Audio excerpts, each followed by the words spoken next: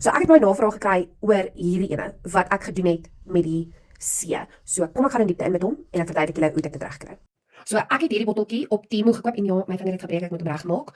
So ek het hierdie ene gekoop, dis Ocean Wave Gel. Nou hy separate wanneer jy dit op die nul sit.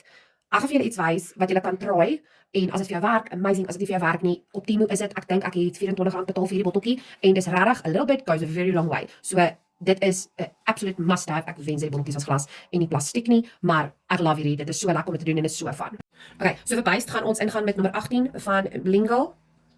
Ek gaan net 'n plain blou buis doen, lekker donker, laat ons mooi daai wit kan sien. En ek gaan vir julle die verskil wys van die Ocean Wave en die DIY hack wat ek gesien het, wat actually soos 'n bom werk as jy nie die Ocean Wave gel het nie.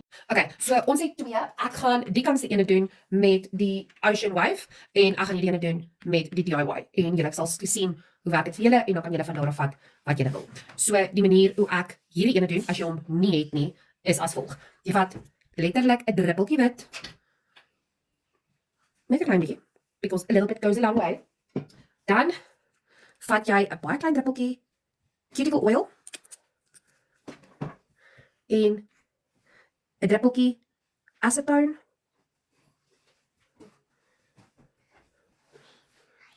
en dan vat jy jou blooming gel en jy sit dit die hele nul vol.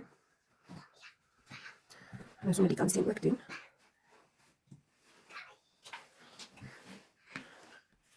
Dan vat jy 'n kwassie. Jy mix hulle almal mooi deur. En jy sit hulle waar jy hulle wil hê. En jy keur.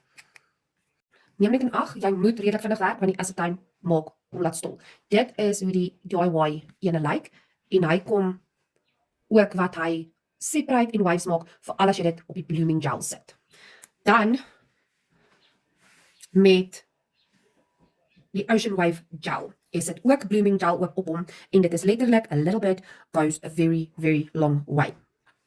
So jy vat net 'n klein bietjie en jy trek hom deur en gee net die blooming gel kans om sy ding te doen en om bietjie uit te sprei hoe jy dit wil hê. Ek het baie meer opgesit op die nul. As jy happy is van hoe hy lyk, dan keur jy. En is totaal en al die blooming gel wat vir jou daai separation gee teen wat jy wil hê. So daai is die Ocean Wave gel en dan daai is die DIY cuticle oil, acetone en bietjie wit. So speel daarmee, tag my in die video's wat julle doen daarmee and let me know which one you prefer.